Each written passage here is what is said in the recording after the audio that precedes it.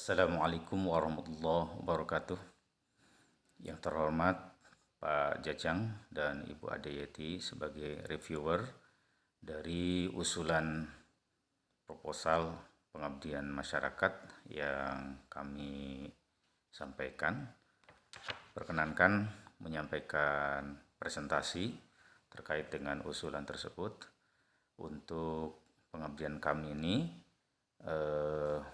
pengabdian masyarakat berbasis metodologi KUM atau Kemitraan Universitas dan Masyarakat. Kita memiliki tema yaitu internalisasi nilai mandiri dan ketahanan masyarakat di Desa Cigentur, Kecamatan Paseh, Kabupaten Bandung, yang berbasis home industry dan ekonomi kreatif.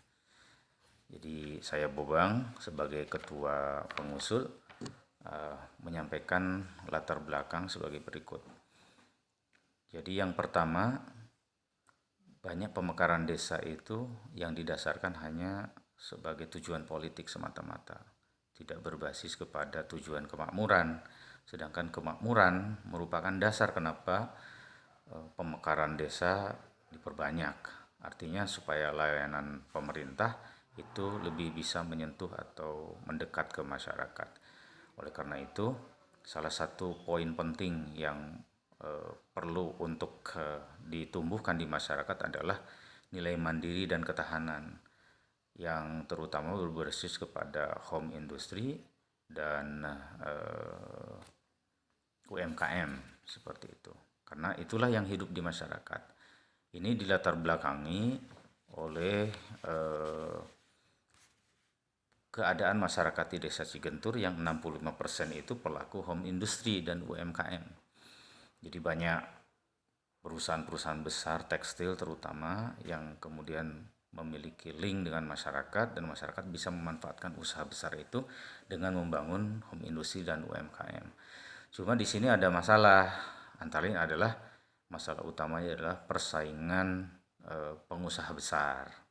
Yang kedua adalah selama masa pandemi keterbatasan dalam interaksi karena ekonomi kreatif dan UMKM atau home industry itu juga memerlukan interaksi yang cukup intensif baik antar pelaku usaha maupun pelaku usaha dengan konsumen. Oleh karena itu, berdasarkan identifikasi masalah tersebut, kami rencananya mengusulkan program pertama pelatihan wirausaha dengan pola kemandirian dan ketahanan berbasis ekonomi kreatif. Sebenarnya ekonomi kreatif sama home industry itu sudah ada, cuma memerlukan pendampingan masyarakat tersebut. Pendampingan terutama adalah bagaimana menghadapi efek dari persaingan usaha besar dengan modal besar, kekuatan manajemen dan lain sebagainya itu, sehingga UMKM yang basis home industry dan ekonomi kreatif itu tidak hancur seperti itu. Kemudian yang kedua, usulan programnya adalah membentuk lembaga pembinaan dan leading sektor usaha masyarakat yang berbasis kemandirian dan ketahanan berbasis ekonomi kreatif. Jadi supaya ada lembaga yang secara rutin bisa membina masyarakat Cigentur agar tadi menghadapi permasalahan persaingan usaha besar itu tidak tergulung seperti itu. Nah, tujuan khususnya dari program ini adalah masyarakat adalah memiliki kesadaran penuh tentang pentingnya kemandirian dan ketahanan yang berbasis ekonomi kreatif. Mengapa demikian? Karena ekonomi kreatif ini yang pemerintah pusat juga sedang bangun dengan intensif. Maka kalau dibangun lebih awal di tiap-tiap masyarakat desa, itu kesadarannya terutama yang awal adalah kesadarannya, maka itu akan lebih baik. Yang kedua, diharapkan masyarakat itu memahami dan memberikan perhatian penuh terhadap kelangsungan kemandirian dan ketahanan yang berbasis ekonomi kreatif.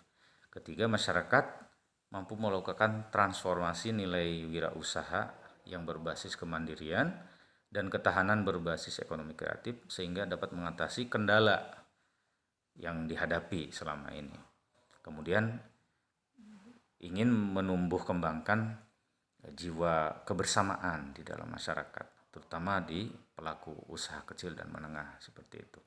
Secara umum program ini menargetkan supaya tercipta praktek wirausaha dengan pola kemandirian dan ketahanan berbasis ekonomi kreatif.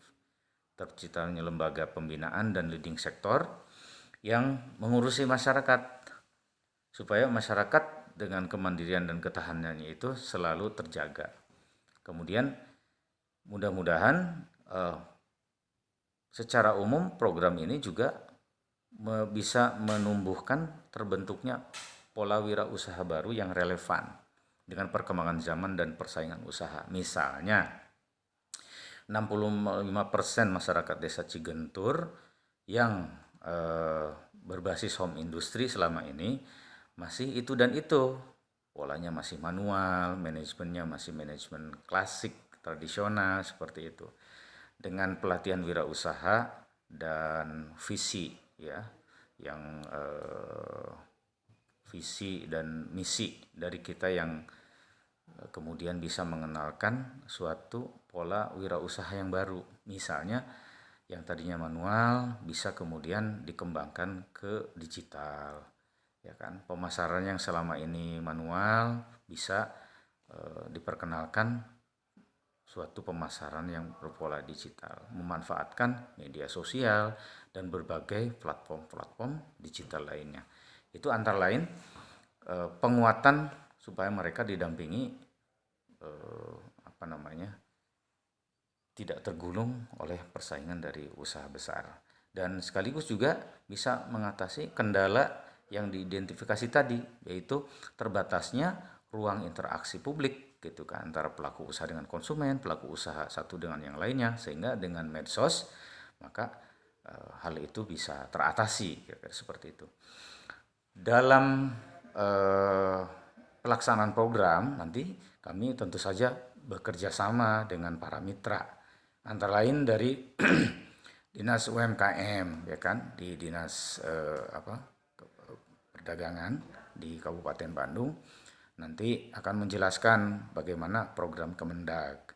Lalu kemudian dari Disperdag Kabupaten Bandung itu menjelaskan nanti program pemerintah dari pusat sampai kemudian nanti penerjemahannya di daerah seperti apa. Kemudian yang ketiga, kemitraan ketiga kita juga dengan HIPMI, Himpunan Pengusaha Muda Indonesia, untuk memberikan pencerahan mengenai pola wirausaha yang up to date. Jadi jangan terkurung dengan apa yang sudah ada, tapi bagaimana dikembangkan supaya bisa lebih lebih besar lagi, dan otomatis kendala-kendala teratasi. Nah, jadi nanti bentuk program yang nyatanya adalah pertama sosialisasi, kemudian dilakukan evaluasi. Sosialisasi program itu seperti apa? Nanti mensosialisasikan bahwa tujuan kita adalah pendampingan supaya lebih kuat home industry dan usaha kreatifnya. Kemudian di dalamnya juga ada penyuluhan hukum. Kami walau bagaimanapun pelaku usaha kecil dan menengah yang berbasis home industry dan usaha kreatif itu perlu memahami koridor hukum. Misalnya dalam produk harus izin apa, ya kan? Makanan misalnya seperti itu, atau produk-produk lainnya, tentu ada standar-standar nasional yang supaya si produk ini tidak berbahaya pada masyarakat. Nah, gimana cara menempuh itu? Kemudian berhubungan dengan aturan-aturan baik administratif maupun aturan lainnya dengan pemerintah daerah. Ya, itu perlu digambarkan bagaimana perspektif hukum untuk membuat usaha itu maju. Lalu kemudian nanti dilakukan simulasi. Nah, simulasi. Jadi setiap tahapan program tersebut itu akan dilakukan evaluasi. Nah, akhirnya nanti setelah pelaksanaan program, kami tentu saja akan menutup ya kan program ini dengan laporan. Insya Allah laporannya sesuai dengan standar baku yang sudah ditetapkan di LPPM, tapi juga bisa memuat rekomendasi yang membuat masyarakat desa Cigentur itu mencapai target-target khusus dan umum yang sudah kami tetapkan. Demikian mungkin yang perlu saya sampaikan. Mohon maaf ya kan, dan terima kasih kepada Bapak Ibu reviewer, dalam hal ini Pak Jajang dan Ibu Adeyati. Wassalamualaikum warahmatullahi wabarakatuh.